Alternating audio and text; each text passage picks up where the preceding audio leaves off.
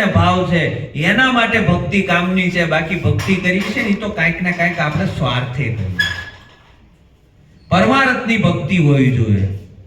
નિષ્કામ કર્મયોગ હોવો જોઈએ. આપણે નિષ્કામ ભક્તિ હોવી જોઈએ. આપણી નિષ્કામ એટલે કોઈ કામના રહિત, આપણી કોઈ કામના ન હોવી જોઈએ.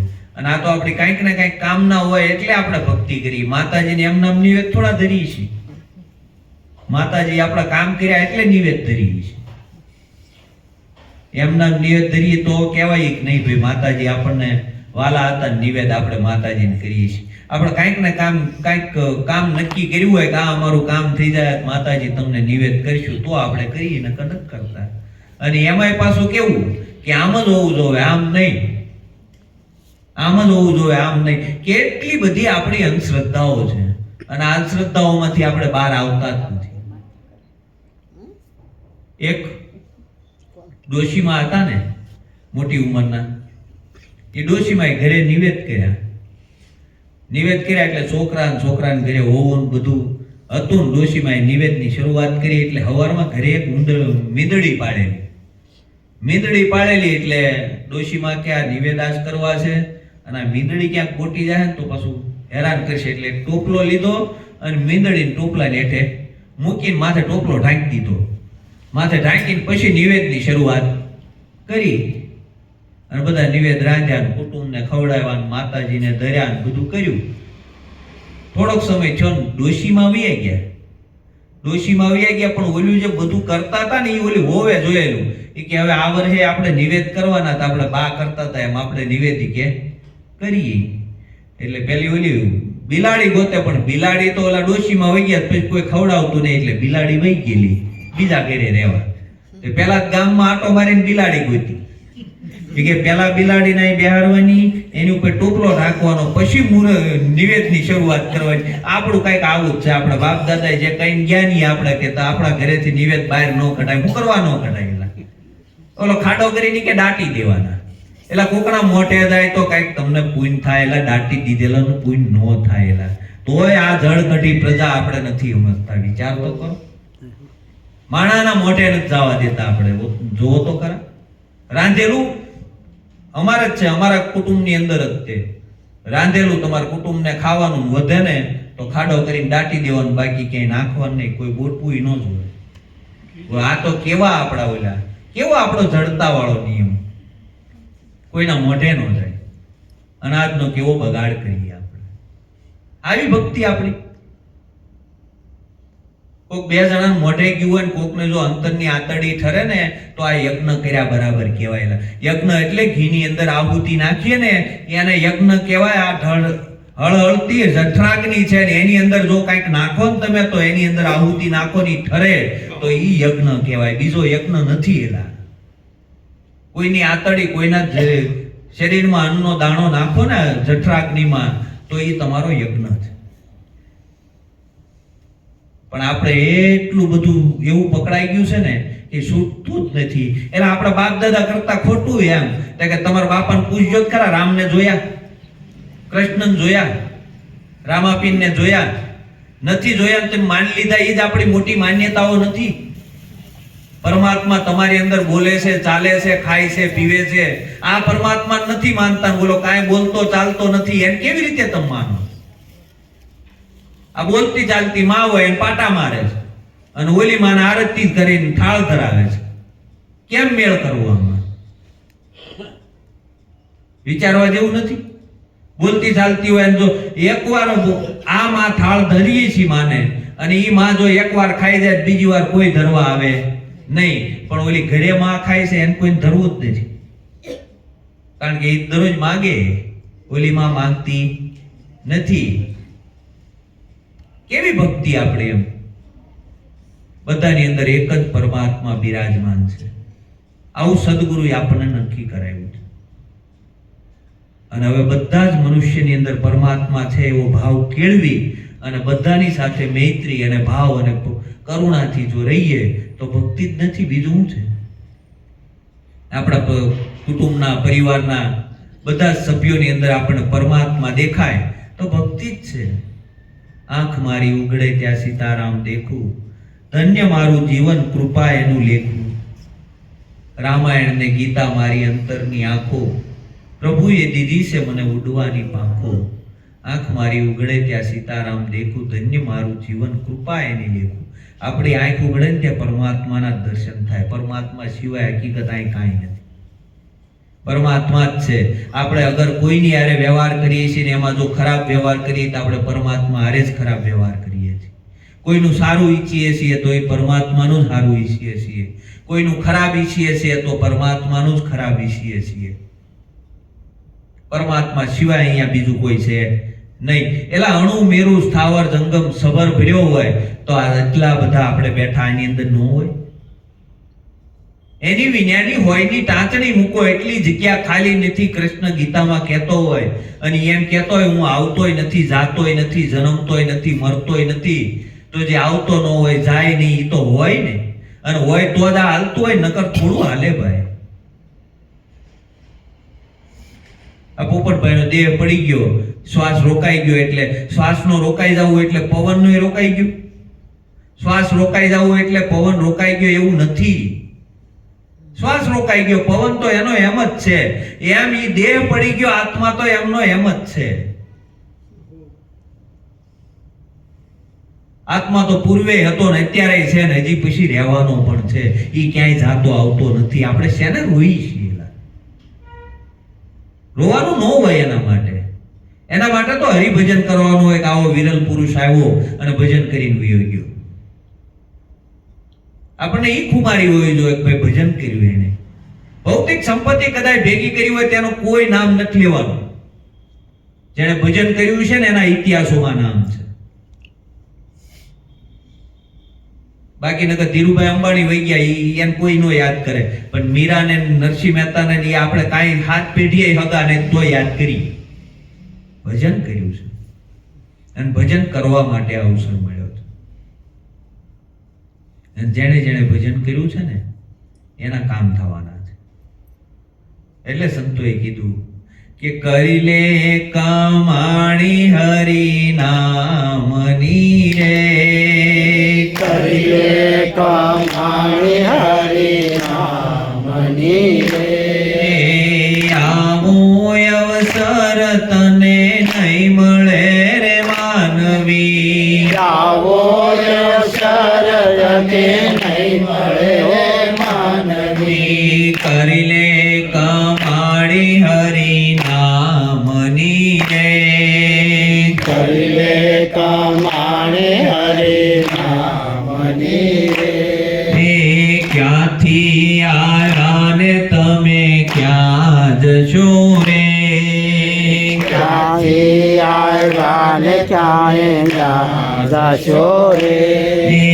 ક્યાં છે મૂળા મુકામલા માનવી, ક્યાં છે મૂળ કામલા માનવી. કરી લે કમાણી હરિ નામની રે, કરી લે કમાણી હરિ નામની રે. દેહમાંથી જીવ જ્યારે છૂટશે રે, દેહમાંથી દેવ જ્યારે છૂટશે રે. માલ તારો લૂંટી ખાયલા માનવી, માલ તારો લૂંટી ખાયલા માનવી. કરી લે કમાણી હરિ નામની રે, કરી લે કમાણી હરિ નામની રે. કેવી કમાણી કરવાની છે? જે કમાણી સાથે આવવાની છે એવી કમાણી કરવાની. અને સંતોએ એના માટે આપણને આ બોધ કર્યો છે. આપણે આજ સુધી ઘણી કમાણી કરી છે, પણ એ કઈ કમાણી હતી? એ કમાણી કાંઈ કામની નહોતી. જે આત્મ કમાણી છે એ આત્મ કમાણી છે, એ કામની છે. કાંઈ પણ જો પોતાના આત્માના માર્ગે કર્યું હોય, પોતાના આત્માને લક્ષ્યમાં રાખી અને કર્યું હશે ને તો એ કામનું છે. આપણું લક્ષ્ય ચૂકાઈ જાય છે. લક્ષ્ય ચૂકાવવું ન જોઈએ. જ્યાં જઈને આપણું લક્ષ્ય આપણો આત્મા છે. આપણે મંદિરે ગયા હોય તો એ લક્ષ્ય આપણો આત્મા હોવો જોઈએ. આપણા આત્માને ભૂલીને કાંઈ પણ આપણે કાર્ય કરીએ છીએ ને આપણા આત્માને ભૂલી અને કોઈ પણને આપણે વધારે પડતું કદાચ માન આપી દઈએ અથવા એને વધારે ઓલું ગણી લઈએ તો એ આપણે આત્માનો દ્રોહ કરીએ છીએ. આપણે શું કરીએ છીએ? કોઈ વસ્તુને પ્રાધાન્ય આપી દઈએ છીએ. વસ્તુને પ્રાધાન્ય નથી આપવાનું. તમારો આત્મા છે એ જ છે, એની સિવાય કાંઈ નથી. આપણે કોઈ વ્યક્તિ કે કોઈ વસ્તુને પ્રાધાન્ય આપી દઈએ છીએ, એને નથી આપવાનું. તમે ભજનમાં આવ્યા છો તો તમે તમારા આત્માને પ્રાધાન્ય આપશો એટલે તમે આત્મરૂપ બનશો. તમે જેની સાથે જેટલો સમય ગાળશો એ રૂપ તમે બનવાના. એમ આપણે જો સત્સંગમાં સમય ગાળશું અને આત્માની સાથે સમય ગાળશું તો આપણે આત્મરૂપ બનશું, અને સંસારમાં સમય ગાળશું અને સંસારની અંદર વધારે સમય ગાળશું તો સંસાર રૂપ બનવાના. આપણે ક્યાં કોઈને પૂછવા જવાનું કે આપણે કેવા બનવાના? આપણે જેવો સમય જ્યાં ગાળ્યો છે એવા આપણે બનવાના છે. તો આપણે વિચાર એ કરવાનો કે આપણે વધારે સમય ક્યાં ગાળીએ છીએ. આપણે જો એક પેટનો ખાડો પૂરવા માટે જો 14 કલાક ભજન કામ કરતા હોઈએ આપણે, તો જેને આવો રૂડો મનુષ્ય દેહ આપ્યો છે એના માટે આપણે શું કર્યું? એક હવાશેર લોટ જોવે કેટલો ખાવા માટે, અને એના માટે આપણે 14 કલાક જો રાત દિવસ મહેનત કરતા હોય અને તોય પેટ ન ભરાતું હોય, ઠીક છે ને? જેને આવો રૂડો મનુષ્ય દેહ આપ્યો છે, એક આંખ તમારે આખી પ્રોપર્ટી વેચી નાખો, આંખ ન આપે, અને એવો રૂડો મનુષ્ય દેહ દીધો તેના માટે આપણે કાંઈ કર્યું નહીં. ક્યારેક તો આપણને વિચાર આવવો જોઈએ ને કે આપણે કદાચ આપણી પાસે જેટલી સંપત્તિ છે એટલી સંપત્તિ આખી આપી દઈએ તો આવો દેહ કોઈ આપે? ન આપે. છતાં એના માટે આપણે ક્યારે ટાઈમ નથી કાઢ્યો. ભૌતિક સંપત્તિ માટે ઘણો બધો ટાઈમ છે આપણી પાસે.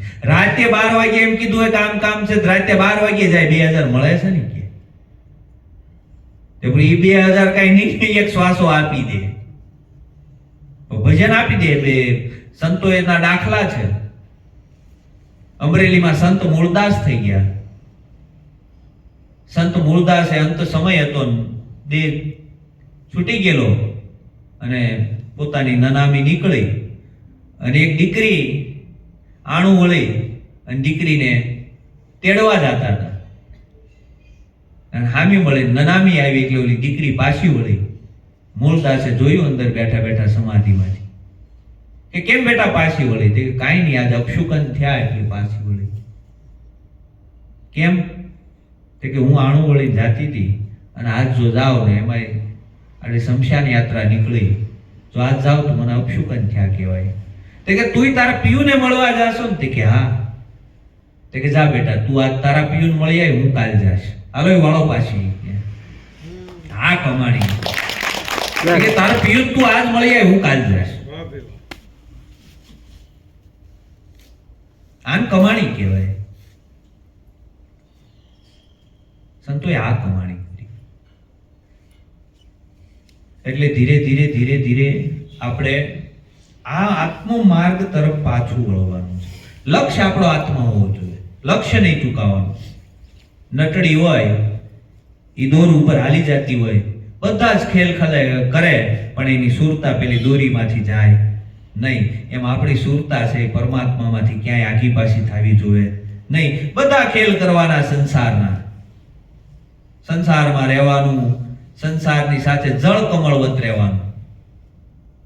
જેવી રીતે જળની અંદર કમળ થાય, કાદવની અંદર કમળ થાય પણ કાદવ કમળને સ્પર્શ ના કરી શકે, જેવી રીતે નદીની અંદર હોડકું હાલતું હોય, વાણ હાલતું હોય, નદીની અંદર વાણ હાલે પણ વાણની અંદર ક્યારેય પાણી ભરાય નહીં, અને વાણમાં જો પાણી ભરાય તો એ વાણ ડૂબે ડૂબે અને ડૂબે. એમાં સંસાર સાગર રૂપી દરિયો છે, અને એની અંદર સદગુરુએ આપણને નામરૂપી વાણ આપ્યું છે. આ તમારો દેહ છે એ વાણ છે, એની અંદર આ સંસારનું પાણી ભરાય ન જાય એ આપણે ધ્યાન રાખવાનું. રહેવાનું ખરું પણ એ પાણી અંદર ન કરવું જોઈએ, એની ઉપર થઈને નીકળી જવાનું. સદગુરુએ આપણને એનથી અસંગ કર્યા છે, એનથી જુદા થયા છે.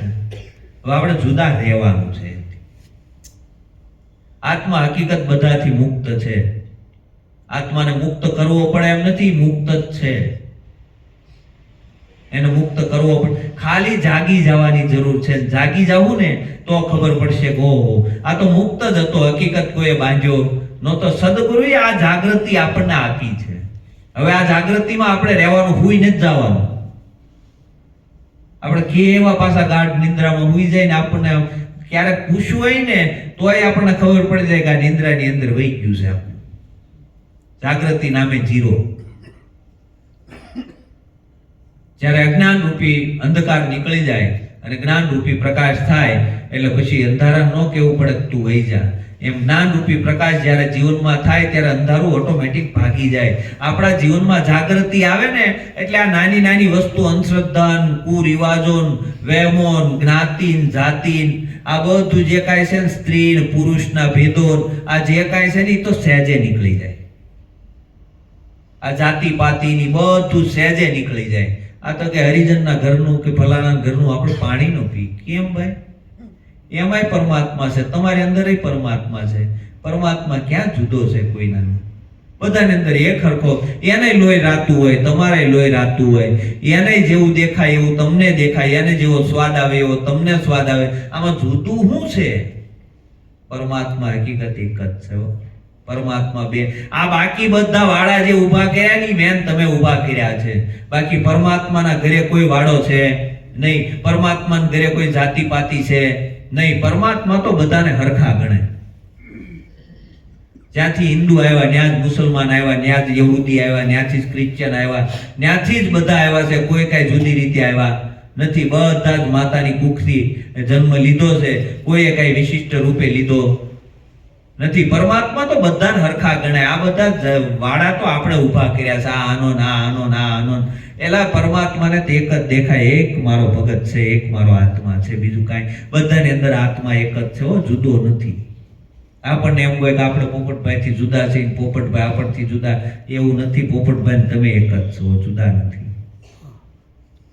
પણ જેને સદગુરુને સેવા છે ને, અને જેને આ સ્વરૂપને જાણ્યું છે, એને ખબર પડે કે એક છે, જુદો નથી.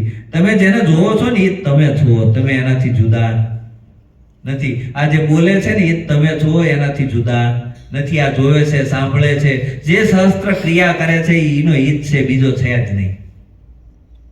પરમાત્મા અહીં ન હોય ને તો હું તમને ન જોઈ શકું, તમે મન ન જોઈ શકો.